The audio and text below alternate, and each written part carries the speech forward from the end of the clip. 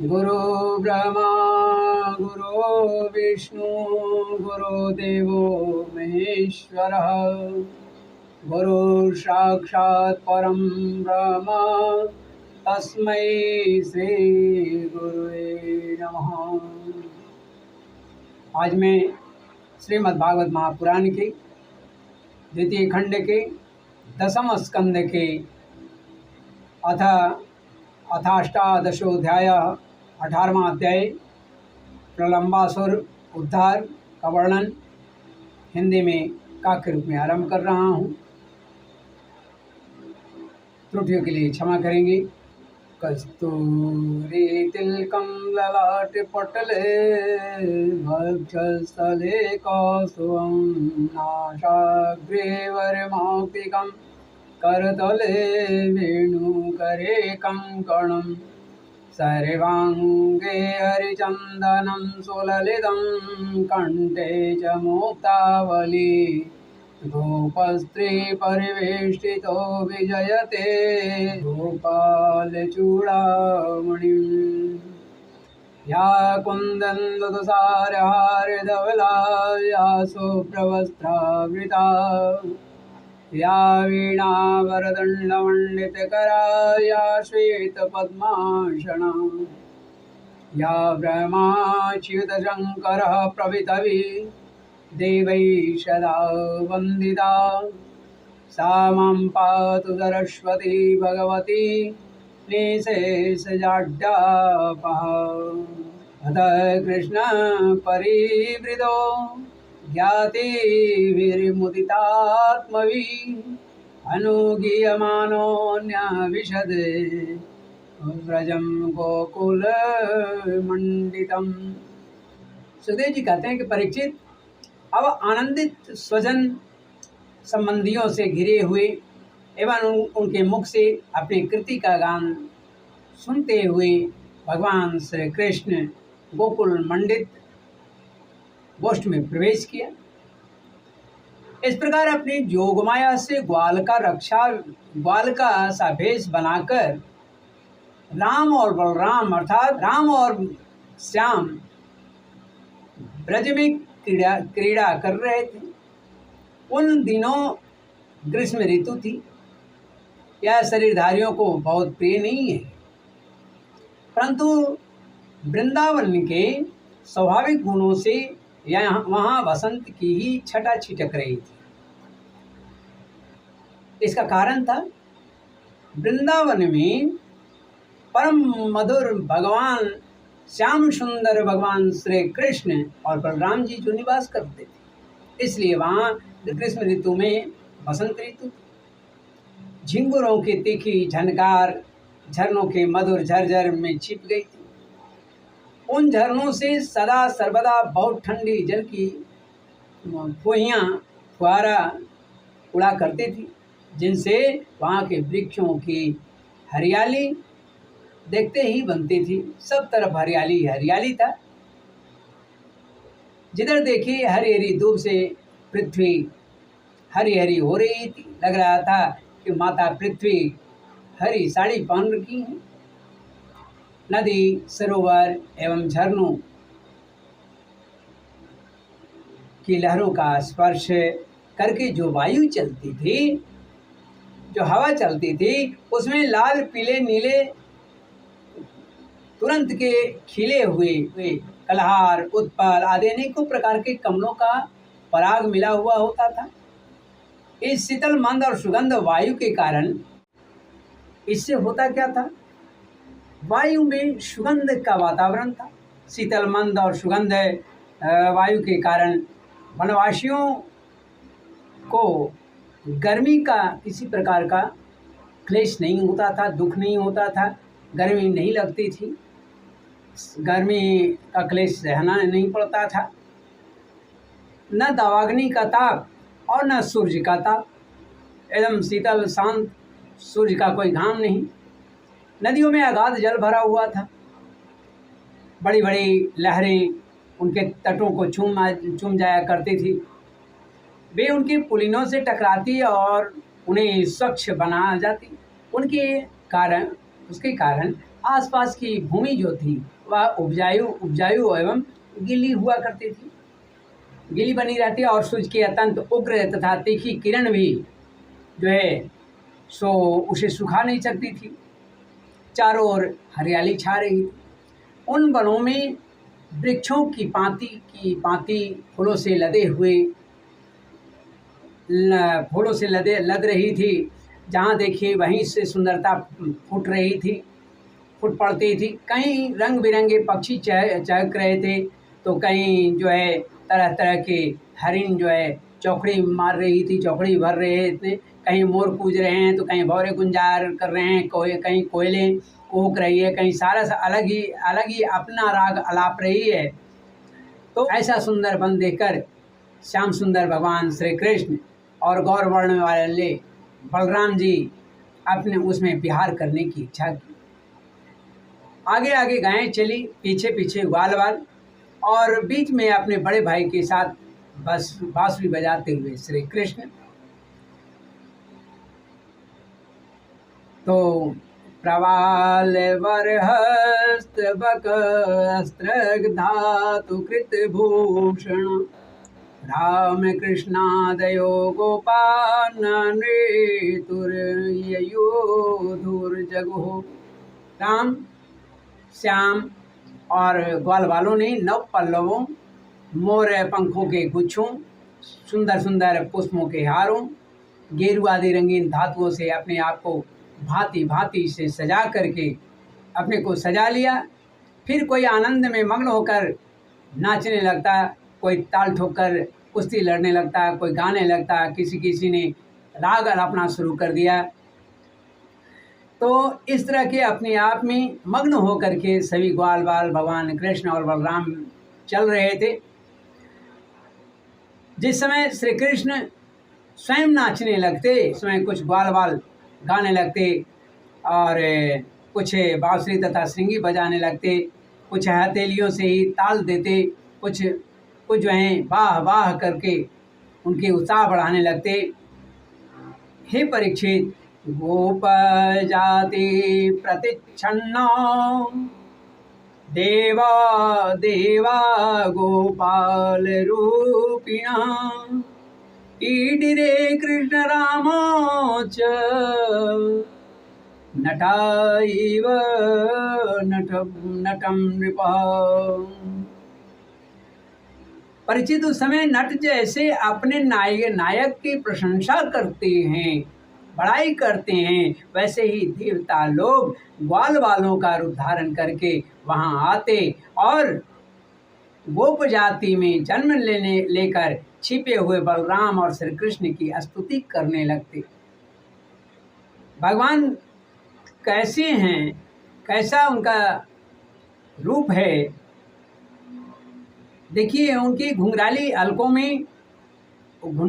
अलकों वाले श्याम और बलराम कभी एक दूसरे का हाथ पकड़कर कुम्हार के चाक की तरह चक्कर काट,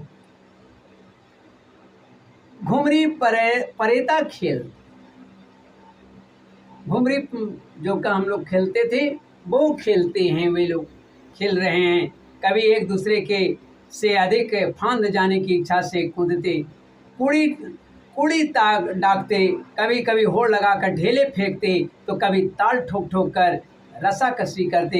एक दल दूसरे दल के विपरीत रस्सी पकड़ करके एक दूसरे को खींचा करते, और कभी कहीं एक दूसरे से कुश्ती लड़ने लगते।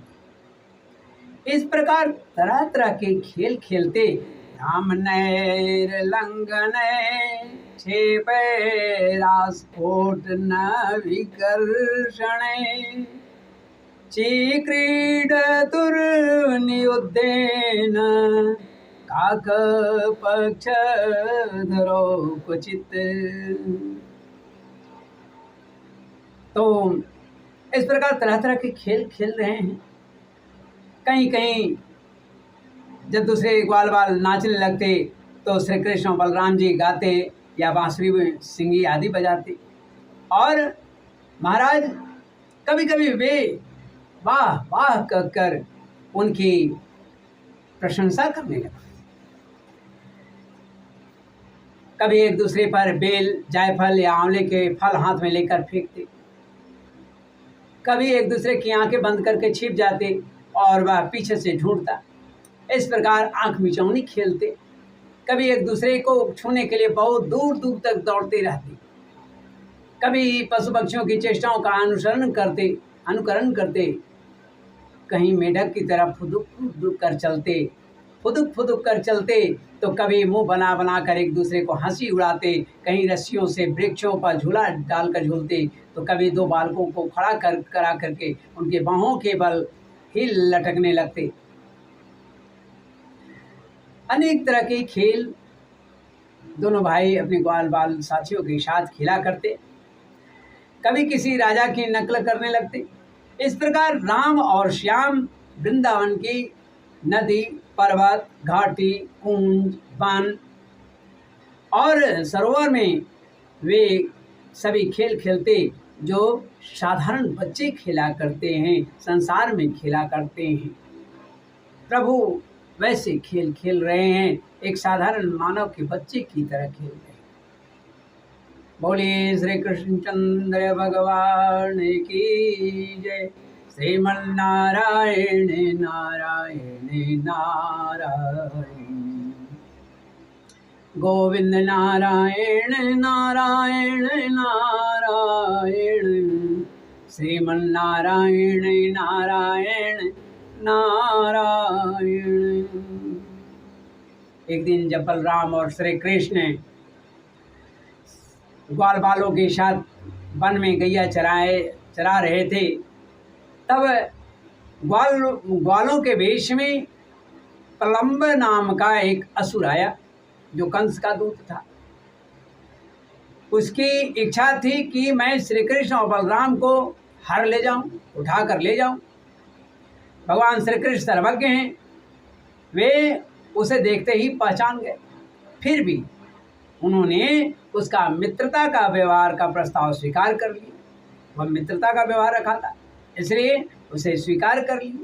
वे मन ही मन यह सोच रहे थे कि किस युक्ति से, किस उपाय से इसका वध करना चाहिए। तत्रोपाहूय गोपालान् कृष्ण प्राविहारवित्। हे गोपाविहरि श्यामो द्वन्द्वीभूय यथा यथम्। तत्र चक्रुः परिवृद्धो गोपाराम जनार्दनो कृष्ण संघट्टिनः केचिदाशन रामस्य चापरि। ग्वाल बालों में सबसे बड़े खिलाड़ी, खेलों के जो आचार्य हैं, वह भगवान श्री कृष्ण हैं। संसार के सबसे बड़े गुरु, तीनों लोकों के सबसे बड़े गुरु, नटराज भी सबसे बड़े नटराज भगवान श्री कृष्ण ही हैं। उन्होंने जब सब ग्वाल वालों को बुलाकर कहा कि मेरे प्यारे मित्रों, मेरे भाई, आज हम लोग अपने को उचित रीति से दो दलों में बांट लें और फिर आनंद से खेलें। उस खेल में ग्वाल वालों ने बलराम और श्री कृष्ण को नायक बनाया। कुछ श्री कृष्ण के साथी बन गए और कुछ जो ऐसे बलराम बन गए, बलराम के साथी हो गए। कृष्ण एक तरफ, बलराम एक तरफ हो गए। जिधर भी वो आएगा, किसी न किसी बहाने टपका देना है उनको। फिर उन लोगों ने तरह तरह के ऐसे बहुत से खेल खेले जिसमें एक दल के लोग दूसरे दल के लोगों को अपनी पीठ पर चढ़ाकर एक निर्दिष्ट स्थान पर ले जाते, एक निश्चित किया हुआ स्थान पर भी ले जाते। जीतने वाला दल जो है वह चढ़ता था और हारने वाला दल जीतने वाले को अपने पीठ पर ढोने का काम करता था। इस प्रकार एक दूसरे के पीठ पर चढ़ाते श्री कृष्ण आदि ग्वाल बाल गौए चराते हुए भांडीर नामक बट के पास पहुंच गए। हे परीक्षित, एक बार बलराम जी के दल वाले श्री दामा वृषभ आदि ग्वाल वालों ने खेल में बाजी मार ली, जीत गए। तब श्री कृष्ण आदि उन्हें अपनी पीठ पर चढ़ाकर ढोने लगे। ये तो भगवान की लीला थी, वो जानबूझ करके हारे थे।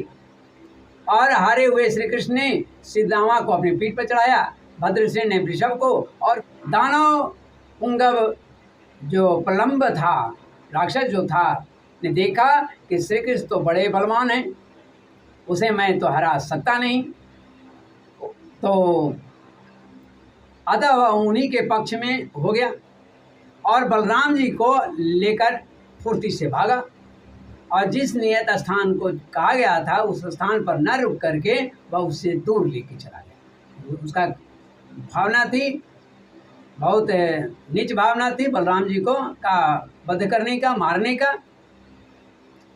तो उसकी चाल, तब उस समय जब वह निकल गया तो बलराम जी ने बड़े भारी पर्वत के समान बोझ वाले थे, उनको लेकर प्रलंबासुर दूर तक नहीं जा सका।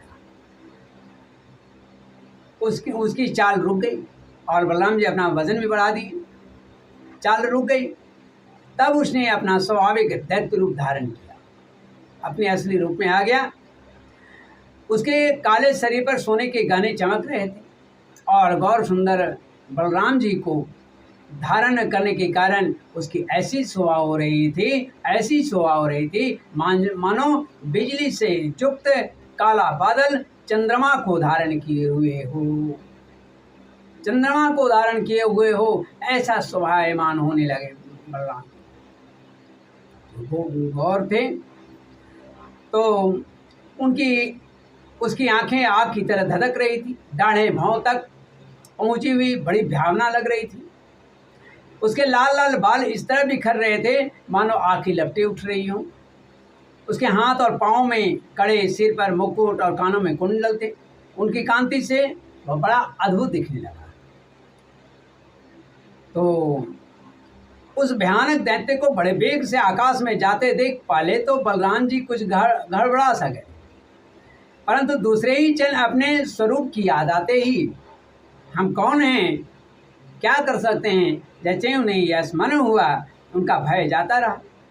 बलराम जी ने देखा कि जैसे चोर किसी का धन चुरा करके ले जाए वैसे ही यह शत्रु मुझे चुरा कर ले जाना चाहता है, आकाश मार्ग से लिए जा रहा है। उस समय जैसे इंद्र ने पर्वतों पर वज्र चलाया था वैसे ही उन्होंने क्रोध करके उसके सिर पर एक घूसा दे मारा, कस कर जमाया।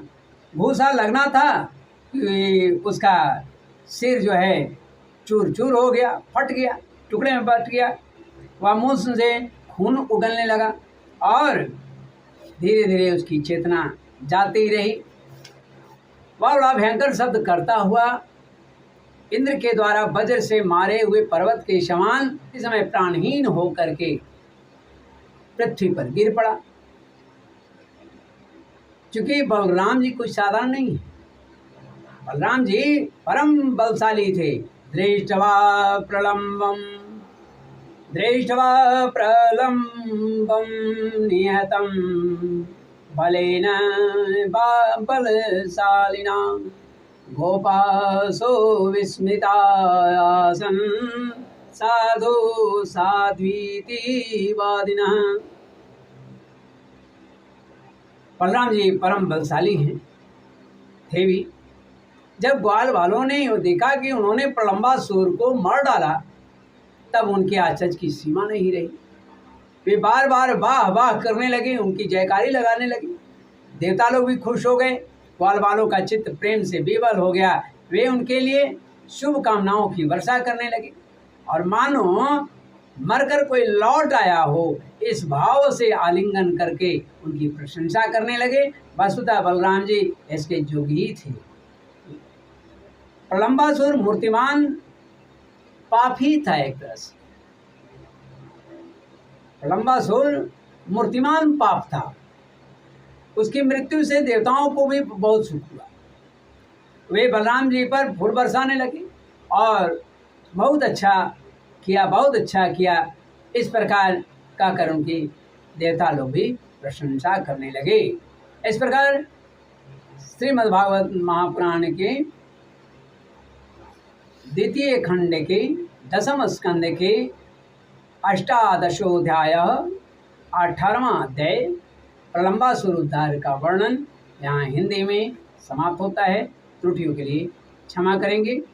श्रीमन्नारायण नारायण नारायण गोविंद नारायण नारायण नारायण श्रीमन्नारायण नारायण नारायण हरि हरि नारायण नारायण नारायण माधव नारायण नारायण नारायण।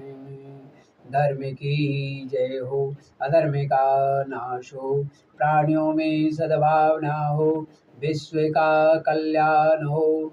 गौ माता की जय हो, पृथ्वी माता की जय हो, गायत्री माता की जय हो, सूर्य देव की जय हो, समस्त संतों की जय हो, समस्त वैष्णवों की जय हो, समस्त विप्र वृंदों की जय हो, मेरी राष्ट्राध्यक्ष की जय हो।